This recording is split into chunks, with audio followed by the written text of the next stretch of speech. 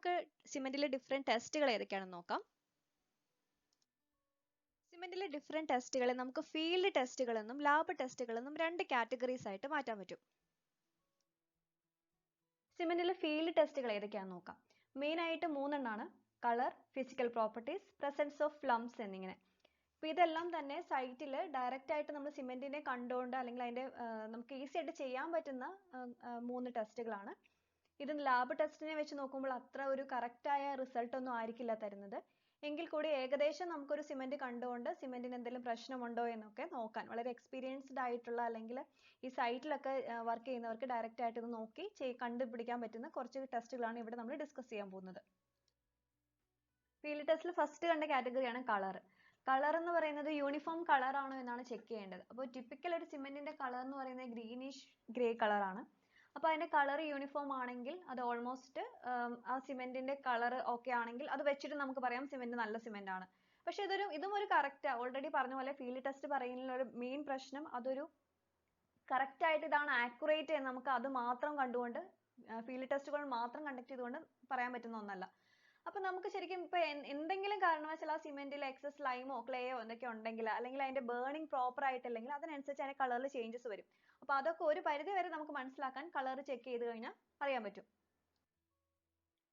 സിമെന്റിന്റെ field ടെസ്റ്റിലെ second കാറ്റഗറിയാണ് physical properties. Physical properties കണ്ടുപിടിക്കാനായിട്ട് വളരെ സിമ്പിൾ ആയ കുറച്ച് കാര്യങ്ങൾ നമുക്ക് ചെയ്തു നോക്കാൻ പറ്റും. ഇപ്പൊ അത് കുറച്ച് സിമെന്റ് എടുത്തിട്ട് വിരലിന്റെ ഫിംഗേഴ്സിനിടയിൽ നമ്മൾ റബ്ബ് ചെയ്യുവാണെങ്കിൽ ഒരു സ്മൂത്ത് ഫീൽ ഉണ്ടാവണം. അതുപോലെ തന്നെ അതൊരു സിമെന്റിന്റെ ബാഗിൽ ഇപ്പൊ ഹാൻഡ് ഇൻസേർട്ട് ചെയ്യുവാണെങ്കിൽ ഒരു കൂൾ ഫീലിംഗ് കിട്ടണം. അതുപോലെ ബക്കറ്റിൽ വെള്ളത്തിലേക്കാണ് സിമെന്റ് ഇടുന്നതെങ്കിൽ ഒരു ഇനിഷ്യലി അത് ഫ്ലോട്ട് ചെയ്യുകയും ലേറ്റർ അത് സിങ്ക് ചെയ്യുകയും ചെയ്യണം. അതുപോലെ തന്നെ അതിന്റെ ഒരു പേസ്റ്റ് സിമെന്റ് നമ്മളൊരു പേസ്റ്റ് ആയിട്ട് ഫോം ചെയ്യുവാണെങ്കിൽ അതിനൊരു സ്റ്റിക്കി ഫീൽ ഉണ്ടായിരിക്കണം. സിമെന്റിന്റെ ഒരു അനദർ ഫീൽഡ് ടെസ്റ്റ് എന്ന് പറയുന്നത് അതിലെ ലംസിന്റെ പ്രസൻസ് ആണ്. അപ്പൊ സിമെന്റിൽ ഒരിക്കലും ഫ്രീ ലംസ് പ്രസന്റ് ആവാൻ പാടില്ല. ഈ ലംസ് ഉണ്ടാവുന്നത് എന്ന് പറയുന്നത് അറ്റ്മോസ്ഫിയറിലെ മോയ്സ്ചറിനെ അബ്സോർബ് ചെയ്തിട്ടാണ്. അപ്പം ലംസ് ഉണ്ടാവുകയാണെങ്കിൽ ഇപ്പൊ സിമെന്റ് ബാഗിൽ ലംസ് ഡിറ്റക്ട് ചെയ്യുവാണെങ്കിൽ അത് റിജക്ട് ചെയ്യണം. വേറൊരു കാര്യം കൂടി പറയുന്നത് സിമെന്റ് എപ്പോഴും നമ്മൾ യൂസ് ചെയ്യുമ്പോൾ അതിന്റെ മാനുഫാക്ചറിംഗ് ഡേറ്റിൽ നിന്ന് വിത്തിൻ 80 ഡേയ്സ് അല്ലെങ്കിൽ 90 ഡേയ്സിനുള്ളിൽ വേണം സിമെന്റ് യൂസ് ചെയ്യാൻ, അല്ലെങ്കിൽ കാര്യമായ സ്ട്രെങ്ത്തിന് റിഡക്ഷൻ ഉണ്ടാവാനുള്ള ചാൻസസ് ഉണ്ട്. സിമെന്റിലെ ലാബോറട്ടറി ടെസ്റ്റുകൾ ഏതൊക്കെയാണെന്നാണ് ഇനി നമുക്ക് നോക്കാനുള്ളത്. ഫിസിക്കൽ ടെസ്റ്റുകളുടെ ഒരു മെയിൻ ഒരു പ്രശ്നം എന്ന് പറയുന്നത് അത് അത്ര റിയലബിൾ ആണ് എന്ന് നമുക്ക് പറയാൻ പറ്റത്തില്ല. അതേസമയം നമ്മൾ ലാബോറട്ടറിയിൽ ചെയ്യുമ്പോൾ ആ ഒരു കണ്ടീഷൻസ് എല്ലാം മെയിൻറ്റെയിൻ ചെയ്ത് പ്രോപ്പർ ആയിട്ടൊരു ക്വാളിറ്റി ഒക്കെ മെയിൻറ്റെയിൻ ചെയ്തിട്ടാണ് ഓരോ ടെസ്റ്റുകളും ചെയ്യുന്നത്. അപ്പോൾ നമുക്ക് ഏറ്റവും പ്രിസൈസ്ലി നമുക്ക് അതിൻ്റെ ക്വാളിറ്റി ഓഫ് സിമെന്റ് ഡിറ്റക്ട് ചെയ്യാൻ പറ്റുന്നത് ലാബോറട്ടറി ടെസ്റ്റുകൾ വഴിയാണ്.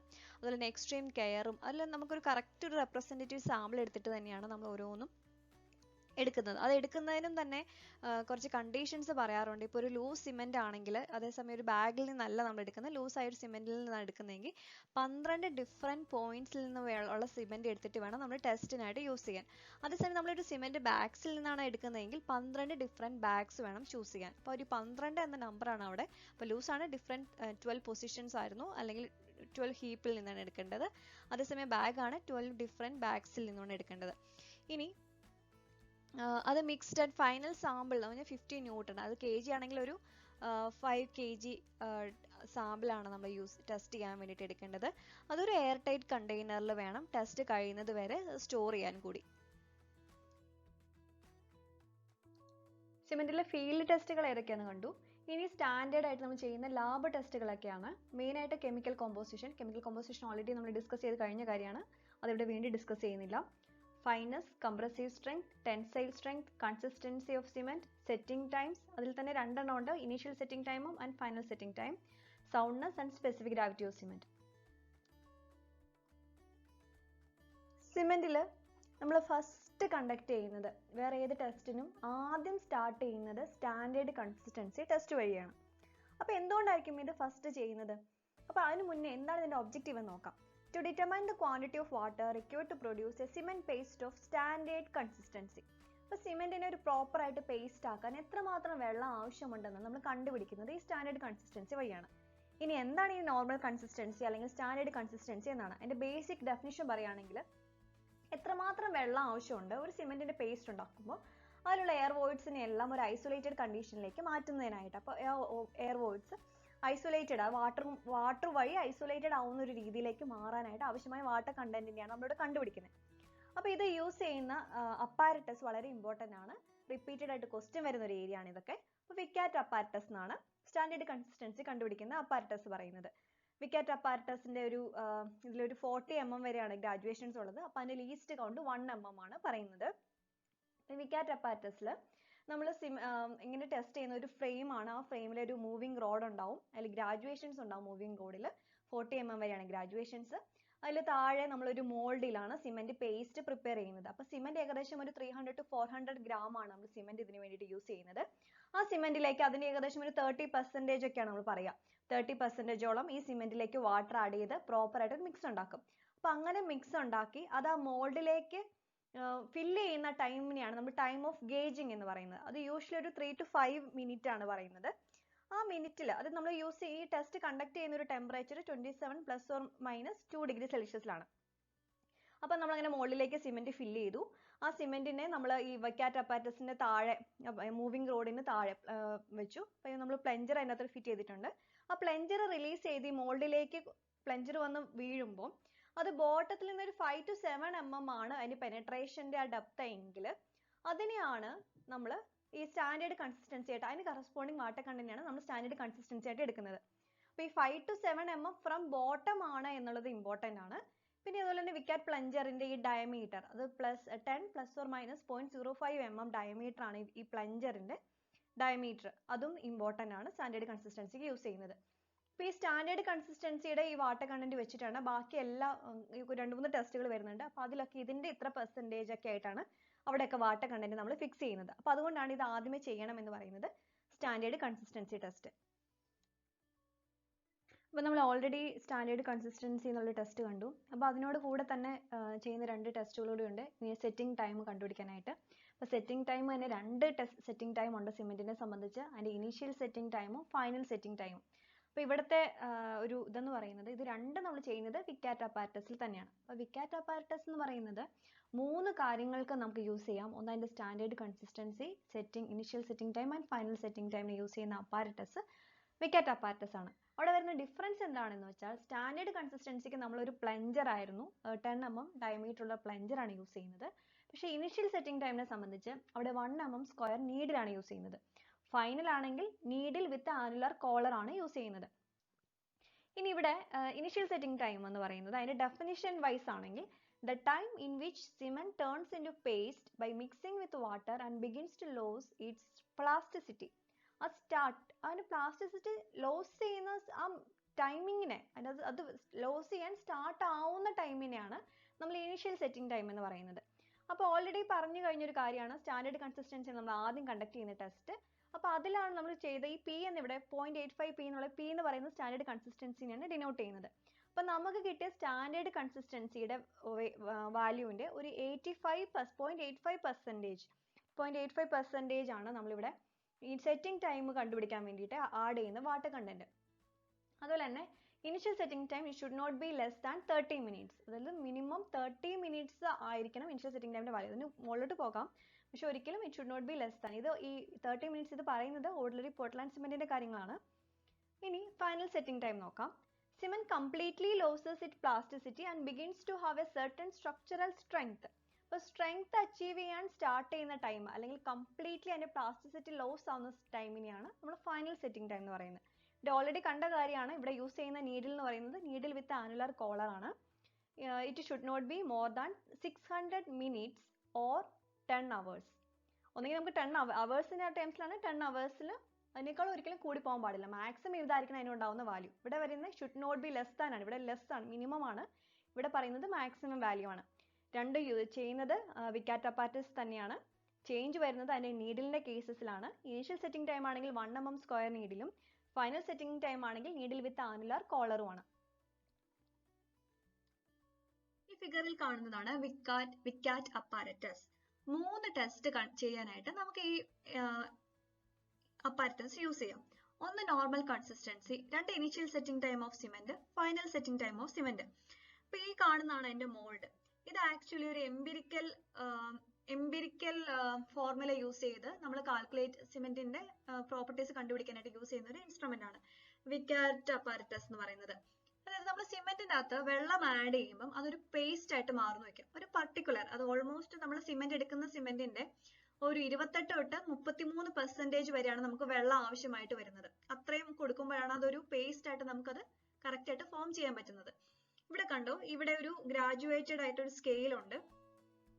ഇവിടെ ഈ മോൾഡിനകത്ത് സിമെന്റിന്റെ പേസ്റ്റ്, അപ്പൊ നമ്മൾ പല പ്രപ്പോർഷൻസിൽ സിമെന്റിനെ വാട്ടറുമായിട്ട് മിക്സ് ചെയ്തിട്ട് ഇവിടെ താഴെ ഇവിടെ പ്ലേസ് ചെയ്യും. അത് കഴിഞ്ഞിട്ട് ഈ നീഡിൽ താഴത്തേക്ക് ഡ്രോപ്പ് ചെയ്യുമ്പം താഴെ നിന്ന് 5 to 7 mm അത് പെനട്രേറ്റ് ചെയ്യുന്ന ആ റീഡിങ് ഇവിടെ കിട്ടുമ്പോഴാണ് നമ്മൾ ടെസ്റ്റ് കംപ്ലീറ്റ് ചെയ്തു എന്ന് പറയുന്നത്. അപ്പൊ അത് ഇനീഷ്യൽ കൺസിസ്റ്റൻസിക്ക് ആണെങ്കിൽ നമ്മൾ ഇവിടെ യൂസ് ചെയ്യുന്നത് ഒരു പ്ലഞ്ചർ ആണ്. പ്ലഞ്ചറിന്റെ ഡയമെൻഷൻസ് ഇമ്പോർട്ടൻസ് ആണ് 10 mm, അതായത് 1 cm ആണ് പ്ലഞ്ചർ. ഇനി നമ്മൾ ഇത് സെയിം ഇതിൽ തന്നെ ഇനിഷ്യൽ സെറ്റിംഗ് ടൈം ആണ് കാൽക്കുലേറ്റ് ചെയ്യണമെങ്കിൽ ഈ പ്ലഞ്ചർ ഇവിടെ നിന്ന് മാറ്റിയിട്ട് അവിടെ ഒരു സ്ക്വയർ നീഡിൽ വെക്കും. നീഡിലാണെങ്കിൽ അത് 1 mm സ്ക്വയർ ആണ് അതിന്റെ ഏരിയ എന്ന് പറയുന്നത്. ഇനി ഫൈനൽ സെറ്റിംഗ് ടൈം കണ്ടുപിടിക്കണമെങ്കിൽ അത് വീണ്ടും സ്ക്വയർ നീഡിൽ മാറ്റി അവിടെ ഒരു ആനുലാർ കോളർ ആണ് വെക്കുന്നത്. ആ കോളറിന് എപ്പോഴാണോ സിമെന്റിൽ ഒരു ഇംപ്രഷൻ ക്രിയേറ്റ് ചെയ്യാൻ പറ്റാത്തത് അപ്പോഴാണ് നമ്മുടെ സിമെന്റ് കംപ്ലീറ്റ് ആയിട്ട് സെറ്റ് ആയി എന്ന് പറയുന്നത്. അപ്പൊ ആദ്യം കൺസിസ്റ്റൻസി എന്ന് പറഞ്ഞു. അപ്പം കൺസിസ്റ്റൻസിനെ കുറിച്ച് കൂടുതലായിട്ട് പറയുവാണെങ്കിൽ നമ്മൾ സിമെന്റ് ഒരു പേസ്റ്റ് ആക്കും. പേസ്റ്റ് ആക്കുമ്പോൾ വാട്ടർ സിമെന്റിന്റെ എല്ലാ വോയിഡ്സിലും കൂടെ കയറും. ആ വോയിഡ്സിൽ കയറി അതിന്റെ ഓൾറെഡി അവിടെ എയർ ഉണ്ടായിരുന്നു. ആ എയർ വാട്ടറിനേക്കാളും സർക്കുലേറ്റ്, ആ എയറിനെ ഐസൊലേറ്റഡ് കണ്ടീഷനിലേക്ക് മാറുമ്പോഴാണ് സിമെന്റിന് പ്രോപ്പർ ആയിട്ട് ഒരു ബേസിക് കൺസിസ്റ്റൻസിയിൽ എത്തി എന്ന് പറയുന്നത്. അപ്പൊ അതിന് കറസ്പോണ്ടിങ് ആയിട്ടുള്ള വാട്ടർ ആയിരിക്കണം സിമെന്റിന് നമുക്ക് മിക്സ് ചെയ്യാനായിട്ട് യൂസ് ചെയ്യേണ്ടത്. ആ കിട്ടുന്ന വാട്ടറിന്റെ ഒരു ഇത്ര പെർസെന്റേജ് ആണ് നമ്മൾ ഇനിഷ്യൽ സെറ്റിംഗ് ടൈമും ഫൈനൽ സെറ്റിംഗ് ടൈമും കണ്ടുപിടിക്കാനായിട്ട് യൂസ് ചെയ്യുന്നത്. ഫൈനസ് ടെസ്റ്റുകൾ, സിമെന്റിന്റെ ഫൈനസ് ടെസ്റ്റിനെ കുറിച്ച് നോക്കുന്നതിന് മുന്നേ ഫൈനസ് എന്ന പ്രോപ്പർട്ടിനെ കുറിച്ച് നോക്കാം. അപ്പോൾ ഒരു സിമെന്റിനെ സംബന്ധിച്ച് വളരെ ഇമ്പോർട്ടൻ്റ് ആയ ഒരു പ്രോപ്പർട്ടിയാണ് അതിന്റെ ഫൈനസ്. അപ്പോൾ ഫൈനസിന് ഇമ്പോർട്ടൻ്റ് ആണെന്ന് പറയാൻ കാരണം തന്നെ അത് അനുസരിച്ച് സിമെന്റിന്റെ ഫൈനസ് സിമെന്റ് അനുസരിച്ച് വേരി ചെയ്യുന്ന ഒത്തിരി കാര്യങ്ങൾ വളരെ ഇമ്പോർട്ടൻ്റ് ആണ് നമുക്ക് ഒരു സിമെന്റിന്റെ ആസ്പെക്ട് വെച്ച് നോക്കുമ്പോൾ. അപ്പോൾ അതിനകത്ത് ഒന്നാമത്തേതാണ് rate of hydration, rate of evaluation of heat, rate of strength gain and drying shrinkage of concrete ഒക്കെ. അപ്പോൾ ഒരു സിമെന്റ് കൂടുതൽ ഫൈൻ ആണ് എങ്കിൽ, അല്ല അതിന്റെ ഫൈനസ് കൂടുതലാണെങ്കിൽ അതിന്റെ സർഫസ് ഏരിയ വളരെ കൂടിയിരിക്കും. സർഫസ് ഏരിയ കൂടുമ്പോൾ അതിന്റെ ഡെവലപ്മെന്റ് ഓഫ് സ്ട്രെങ്ത് ഗെയിൻ വളരെ ഫാസ്റ്റ് ആയിരിക്കും. അതുപോലെ തന്നെ സിമെന്റ് ഇപ്പം ആ സിമെന്റ് വെച്ച് നമ്മളൊരു കോൺക്രീറ്റ് ഉണ്ടാക്കി, ആ കോൺക്രീറ്റിന്റെ ഡ്രൈയിങ് ഷ്രിങ്കേജ് എന്ന് പറയുന്നത് വളരെ കൂടുതലായിരിക്കും ഫൈനസ് കൂടുന്നതിനനുസരിച്ച്. അപ്പോൾ അതുകൊണ്ട് ഓക്കെ സ്ട്രെങ്ത് ഗെയിൻ കൂടുതൽ കിട്ടുമ്പോൾ നമുക്ക് കൂടുതൽ ഫൈനായി സിമെന്റ് ഗ്രൈൻഡ് ചെയ്തെടുക്കാമെന്ന് തീരുമാനിച്ചു കഴിഞ്ഞാൽ അതിനുകൊണ്ട് പ്രശ്നം. ഇപ്പോൾ ഫൈനസ് ഒത്തിരി കൂടുതലാവുകയാണെങ്കിൽ അത് പെട്ടെന്ന് അത് എയർലി തന്നെ ഡിറ്റോറിയേഷൻ ഉണ്ടാവാനും അതുപോലെ തന്നെ പെട്ടെന്ന് സെറ്റ് ആവാനുള്ള ചാൻസസ് കൂടുതലാണ്. അപ്പോൾ എപ്പോഴും നമ്മൾ ഓരോ ഡിഫറെൻറ്റ് ടൈപ്സ് ഓഫ് സിമെന്റിനും ഡിഫറെൻറ്റ് ഫൈനസ് ആണ് കീപ്പ് ചെയ്യാറുള്ളത്. സിമെന്റിലെ ഫൈനസ് ടെസ്റ്റ് മെയിനായിട്ട് 2 മെത്തേഡ് വഴിയാണ് കണ്ടുപിടിക്കുന്നത്. ഒന്ന് by sieving, second one determination of specific surface area, അതായത് total surface area of the particles in 1 gram of cement by air permeability apparatus. അപ്പം അത് എക്സ്പ്രസ് ചെയ്യുന്നത് ഒന്നെങ്കിൽ cm²/gram അല്ലെങ്കിൽ m²/kg. Generally Blaine's air permeability apparatus is used for this. സിമെന്റിന്റെ ഒരു important ആയ ഒരു ടെസ്റ്റാണ് സീവ് ടെസ്റ്റ് എന്ന് പറയുന്നത്. സീവ് ടെസ്റ്റ് അപ്പോൾ പേരിൽ പറയുന്ന പോലെ തന്നെ സീവ് ടെസ്റ്റ് ആണ്. ഒരു പ്രോപ്പർ ഗ്രൈൻഡിങ് ഓഫ് സിമെന്റിന് ചെക്ക് ചെയ്യാനായിട്ടാണ് നമ്മൾ സീവ് ടെസ്റ്റ് ചെയ്യുന്നത്. ഇവിടെ നമുക്കറിയാം ഫൈനസ് റേറ്റ് ഓഫ് ഹൈഡ്രേഷനും കൂടി ഡിപ്പെൻഡ് ചെയ്യുന്ന ഒന്നാണ്. അപ്പോൾ ഇവിടെ ടെസ്റ്റ് ചെയ്യാനായിട്ട് നമ്മളൊരു 100 gram ഓഫ് വെയിറ്റ് ആണ് സിമെന്റ് എടുക്കുന്നത്. അതൊരു കണ്ടിന്യൂസ് ആയിട്ട് ഒരു 15 minutesലൂടെ BAS sieve നമ്പർ 9 എന്ന് പറയാം, അല്ലെങ്കിൽ 90 micron sieve പാസ് ചെയ്യുന്നു. ആ പാസ് ചെയ്യുന്നതിന്റെ residue should not be greater than 10% of original weight. This is for the ordinary Portland cement. In the case of rapid hardening cement or Portland Pozzolana cement, the residue weight should not be more than 5% of the original weight.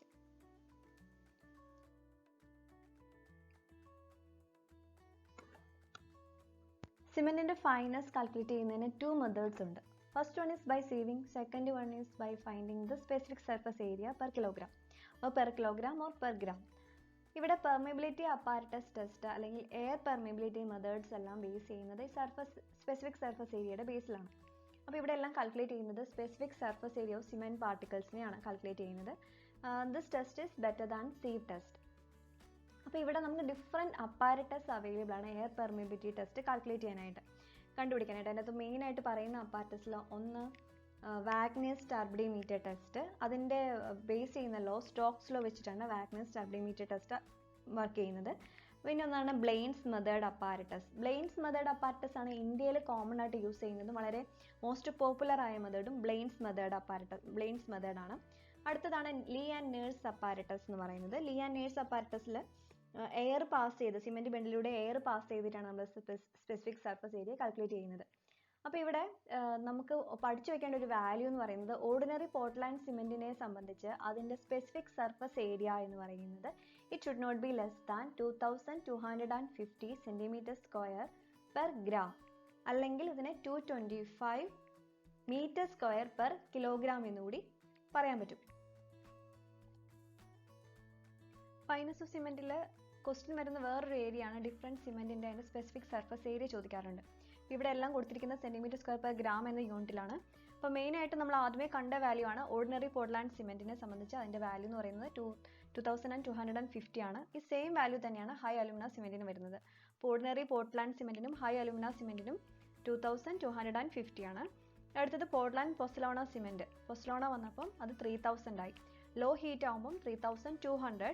Rapid hardening സിമെന്റിന് 3250. നമ്മുടെ ordinary Portland സിമെന്റിനേക്കാൾ ഒരു 1000 കൂടി വന്നു rapid hardening ആയപ്പോൾ. ഏറ്റവും കൂടുതൽ ഇവിടെ report ചെയ്തിരിക്കുന്നത് സൂപ്പർ സൾഫേറ്റഡ് സിമെന്റിന്റെ കേസിലാണ്. അവിടെ 4000 വന്നു. അപ്പോൾ ഓൾറെഡി ഒന്നുകൂടി നോക്കാം. ഓർഡിനറി പോർട്ട്ലാൻഡ് സിമെന്റിനും ഹൈ അലുമിനയ്ക്കും 2250 വന്നു. പിന്നെ പോർട്ട്ലാൻഡ് പൊസലോണ വന്നപ്പം 3000 ആയി. Low heat 3200. റാപ്പിഡ് ഹാർഡനിങ് OPCനേക്കാളും ഒരു 1000 കൂടി 3250 ആയി. ഏറ്റവും ഹൈ 4000 വന്നത് സൂപ്പർ സൾഫേറ്റഡ് സിമെന്റിന്. Compressive strength of cement. അപ്പോൾ കംപ്രസീവ് സ്ട്രെങ്ത് ടെസ്റ്റ് ചെയ്യാനായിട്ട് നമുക്ക് സിമെന്റിനെ ഡയറക്റ്റ് ആയിട്ട് ഒരു ടെസ്റ്റ് ചെയ്യാൻ പറ്റത്തില്ല, കാരണം സിമെന്റ് ഒരു ബൈൻഡറാണ്. അപ്പോൾ സിമെന്റിന്റെ സ്ട്രെങ്ത് നമ്മൾ ഇവിടെ ഒരു ഇൻഡയറക്റ്റ് വേയിലാണ് കാൽക്കുലേറ്റ് ചെയ്യുന്നതെന്ന് പറയാം. ഇവിടെ ആക്ച്വലി ഈ ടെസ്റ്റ് കൊണ്ട് മീൻ ചെയ്യുന്നത് ഒരു strength potential of cement calculate ചെയ്യാണ്. എന്തിനാണ്? For comparing purposes. അതായത് രണ്ട് ഡിഫറെൻറ്റ് സിമെന്റ് എടുത്തിട്ട് അത് നമ്മൾ ഏതിനാണ് ബെറ്റർ സ്ട്രെങ്ത് എന്ന് കമ്പയർ ചെയ്യുന്നതിന് ഒരു പർപ്പസിന് വേണ്ടി മാത്രം ഇൻഡയറക്ട്ലി നമ്മൾ സിമെന്റിന്റെ കംപ്രസീവ് സ്ട്രെങ്ത് ടെസ്റ്റ് ചെയ്യാണ് ഇവിടെ. അപ്പോൾ ഇവിടെ അത് ചെയ്യാനായിട്ട് സിമെന്റ് ഒരു ബൈൻഡർ ആണെന്ന് അറിയാം. അപ്പോൾ നമുക്ക് സിമെന്റ് മാത്രം എടുത്തിട്ട് നമുക്കൊരു ക്യൂബ് ഉണ്ടാക്കുന്ന പോസിബിൾ അല്ല. സോ അതൊന്നും നമ്മൾ ഇൻഡയറക്റ്റ് വേയിൽ അതവരുടെ മോട്ടാർ ക്യൂബ്സ് ആണ് ഉണ്ടാക്കുന്നത്. അപ്പോൾ മോട്ടാർ ക്യൂബ്സിൽ സിമെന്റും സ്റ്റാൻഡേർഡ് സാൻഡ്, ഒരു ക്വസ്റ്റ്യൻ കണ്ടിട്ടുണ്ട്, ഈ സ്റ്റാൻഡേർഡ് സാൻഡ് എവിടെ നിന്നാണ് നമുക്ക് ഒബ്റ്റെയിൻ ചെയ്യുന്നത്? ഇന്ത്യയെ സംബന്ധിച്ച് സ്റ്റാൻഡേർഡ് സാൻഡ് നമ്മൾ ചെന്നൈയിലെ എന്നൂർ എന്നൊരു പ്ലേസിൽ നിന്നാണ് എടുക്കുന്നത്. അപ്പോൾ ഈ സ്റ്റാൻഡേർഡ് സാൻഡ് മോട്ടാർ ക്യൂബ്സ് ഉണ്ടാക്കുന്നത് സിമെന്റും സ്റ്റാൻഡേർഡ് സാൻഡും 1:3 എന്ന ഒരു പ്രൊപ്പോർഷനിലാണ് യൂസ് ചെയ്യുന്നത്. അപ്പോൾ സിമെന്റിന്റെ strength potential of cement calculate ചെയ്യാനായിട്ട് ഒരു മോട്ടാർ ക്യൂബ്സ് ഉണ്ടാക്കി. ആ മോട്ടാർ ക്യൂബ്സ് ഉണ്ടാക്കുന്നതിനായിട്ട് ഓഫ് കോഴ്സ് നമുക്ക് സിമെന്റ് വാട്ടർ ആവശ്യമുണ്ട്. അപ്പോൾ വാട്ടർ എന്ന് പറയുന്നത് നമ്മളൊരു യൂസ് എടുക്കുന്നത് P/4+3% ആണ്. ഇവിടെ P എന്ന് പറയുന്നത് സ്റ്റാൻഡേർഡ് കൺസിസ്റ്റൻസി ആണ്. അപ്പോൾ ഏകദേശം ഒരു വാട്ടർ സിമെന്റ് റേഷ്യോ ആയിട്ട് പറയുകയാണെങ്കിൽ ഒരു 0.4 എന്ന് വേണമെങ്കിൽ പറയാം. അല്ലെങ്കിൽ P/4+3% ഓഫ് വാട്ടർ ആണ് ഒബ്റ്റെയിൻ ചെയ്യുന്നത്. അപ്പോൾ അത് വെച്ചിട്ട് നമ്മളൊരു ക്യൂബാണ് ചെയ്യുന്നത്. ഈ ക്യൂബിന്റെ സൈഡ് ലെങ്ത് എന്ന് പറയുന്നത് 70.6 mm അല്ലെങ്കിൽ 7.07 സെന്റിമീറ്റർ അല്ലെങ്കിൽ 70. ഇപ്പോൾ രണ്ട് സൈസ് ഉണ്ട്, ഒന്ന് 70.6 അല്ലെങ്കിൽ 76 mm. അപ്പോൾ കോമൺ ആയിട്ട് യൂസ് ചെയ്യുന്നത് ഈ 70.6 ആണ്. അപ്പം അല്ലെങ്കിൽ നമ്മൾ അതിന്റെ സർഫസ് ഏരിയ ആയിട്ട് പറയുകയാണെങ്കിൽ ഒരു 50 സെന്റിമീറ്റർ സ്ക്വയർ സർഫസ് ഏരിയ ഉള്ള ക്യൂബാണ് ഉണ്ടാക്കുന്നത് എന്ന് പറയാം. അപ്പോൾ അതിന്റെ സിമെന്റ് നമ്മൾ യൂസ് ചെയ്യുന്നത് 185 grams അല്ലെങ്കിൽ 235 ആ ഒരു റേഞ്ചിനുള്ളിലാണ് നമ്മൾ സിമെന്റ് ഇതിനു വേണ്ടി യൂസ് ചെയ്യുന്നത്. അപ്പോൾ സിമെന്റിന്റെ ക്യൂബ് ഫോം ചെയ്യാണ്. അപ്പോൾ ക്യൂബ് ഫോം ചെയ്യുന്ന വൈബ്രേറ്റിംഗ് മെഷീൻസിലാണ് നമ്മൾ കോമ്പാക്റ്റിംഗ് കൊടുക്കുന്നത്. 2 minutesലാണ് വൈബ്രേഷൻ കൊടുക്കുന്നത്. കാസ്റ്റ് ചെയ്ത ക്യൂബ്സ് 24 hours ശേഷം വാട്ടർ ക്യൂറിംഗ് ആണ് ചെയ്യുന്നത്. നമ്മൾ ടെസ്റ്റ് ചെയ്യുന്നത് 28 daysലല്ല, 3 daysനും 7 daysനും കറസ്പോണ്ടിങ് ആണ് മോട്ടാർ ക്യൂബ്സ് ടെസ്റ്റ് ചെയ്യുന്നത്. ടെസ്റ്റ് ചെയ്തിട്ട് അതിന്റെ ആവറേജ് വാല്യൂസ് ആണ് എടുക്കുന്നത്. ഇനിഷ്യൽ ലോഡ് നമ്മൾ ടെസ്റ്റിംഗ് ആയിട്ട് കൊടുക്കുന്നത് 35 Nm/mm² അല്ലെങ്കിൽ 350 kg/cm². ആണ്. നെക്സ്റ്റ് സിമെന്റിൽ ചെയ്യുന്ന ടെസ്റ്റ് ആണ് ടെൻസൈൽ സ്ട്രെങ്ത് ടെസ്റ്റ്. ഇവിടെ മോട്ടാർ സിമെന്റ് സാൻഡ് എന്ന് 1:3 എന്ന റേഷ്യോയിൽ എടുത്ത് വാട്ടർ സിമെന്റ് റേഷ്യോ യൂസ് ചെയ്യുന്നത് 8% ആണ്, അല്ലെങ്കിൽ P/5+2.5%, where P is standard consistency of cement. ഇവിടെ നമ്മൾ യൂസ് ചെയ്യുന്നത് ക്യൂബായിട്ടല്ല, ബ്രിക്കറ്റ് മോൾഡിലാണ് നമ്മൾ ആവശ്യമായ ടെസ്റ്റ് സ്പെസിമെൻസ് പ്രിപ്പയർ ചെയ്തെടുക്കുന്നത്. ഏകദേശം ഒരു 12 സാമ്പിളാണ് ടെസ്റ്റ് ചെയ്യാറ്. അത് ടെസ്റ്റ് ചെയ്യുന്ന അപ്പാരറ്റസിന്റെ പേരാണ് മിക്കേലീസ് കോമ്പൗണ്ട് ലിവർ എന്ന് പറയുന്ന ഒരു പുൾ അപ്ലൈ ചെയ്ത് കൊടുക്കുകയാണ്. അത് ഫെയിലിയർ ആവുന്ന കറസ്പോണ്ടിങ് ലോഡാണ് നോട്ട് ചെയ്യുന്നത്. അപ്പോൾ ഇവിടെ നമ്മൾ ആ മോൾഡിലേക്ക് സ്പാച്ചുല യൂസ് ചെയ്തിട്ട് കോമ്പാക്ട് ചെയ്ത് മോൾഡ് ഫില്ല് ചെയ്യും. അത് ഒരു 24 hours കീപ്പ് ചെയ്യും. മോൾഡിൽ നിന്ന് റിമൂവ് ചെയ്തു, വാട്ടർ ക്യൂറിങ് ചെയ്തു. ഇവിടെ 3 days 7 days കറസ്പോണ്ടിങ് ആണ് ടെസ്റ്റ് കണ്ടക്ട് ചെയ്യുന്നത്. ഇവിടെ ഇനിഷ്യൽ ലോഡ് കൊടുക്കുന്നത് 3.5 Nm/mm² അല്ലെങ്കിൽ 35 kg/cm² ആണ്. അൾട്ടിമേറ്റ് ടെൻസൈൽ സ്ട്രെങ്ത് എന്ന് പറയുന്നത് equation failing load divided by 6.45. ഇവിടെ 6.45 എന്ന് പറയുന്നത് നമ്മൾ ഓൾറെഡി പറഞ്ഞു ബ്രിക്കറ്റ് മോൾഡ് എന്ന്. അതിൻ്റെ ഏറ്റവും ലീസ്റ്റ് ഏരിയ വരുന്നത് 6.45 കറസ്പോണ്ടിങ് ആണ്. അപ്പോൾ ഇത് വെച്ചിട്ടാണ് നമ്മൾ ടെൻസൈൽ സ്ട്രെങ്ത് കാൽക്കുലേറ്റ് ചെയ്തെടുക്കുന്നത്. സിമെന്റിന്റെ മെക്കാനിക്കൽ പ്രോപ്പർട്ടീസ് നമുക്ക് കംപ്രസീവ് സ്ട്രെങ്ത്തും ടെൻസൈൽ സ്ട്രെങ്ത്തും രണ്ട് കാര്യങ്ങളാണ് പറയുന്നത്. അതിന്റെ വാല്യൂസ് ഇമ്പോർട്ടന്റ് ആണ്. ഇപ്പൊ ഇത് രണ്ടും കണ്ടുപിടിക്കുന്നത് സിമെന്റിന്റെ ഒരു മോട്ടാർ ക്യൂബ് കാൽക്കുലേറ്റ് ചെയ്യണം. സിമെന്റിന്റെ അകത്ത് ഫൈൻ സാൻഡും കൂടെ 1:3 എന്ന പ്രൊപ്പോർഷനിൽ ആഡ് ചെയ്തിട്ട് നമ്മൾ ക്യൂബ്സ് ഉണ്ടാക്കും. ക്യൂബ്സിന്റെ സ്പെസിഫിക് ഏരിയ എന്ന് പറയുന്നത്, അതിന്റെ ഫേസ് ഏരിയ എന്ന് പറയുന്നത് 50 cm² ആണ്. അപ്പോൾ ഓൾമോസ്റ്റ് ഒരു സൈഡ് ഒരു 7.05 cm ആണ് വരുന്നത്. അപ്പൊ അതുവഴി ക്യൂബ്സ് ഉണ്ടാക്കും. ആ ക്യൂബ്സ് നമ്മൾ ടെസ്റ്റ് ചെയ്യുന്ന കോൺക്രീറ്റിലാണ് 28 days എന്ന് പറയുന്നത്. സിമെന്റിന്റെ കേസിൽ 28 days അല്ല, 3 daysലും 7 daysലുമാണ് ടെസ്റ്റ് ചെയ്യുന്നത്. ഇനി 3 daysലാണെങ്കിൽ it should not be less than 11.5 Nm/mm² എന്നും, അത് 7 daysലാണെങ്കിൽ it should not be less than 17.5 Nm/mm² എന്നുമാണ് പറയുന്നത്.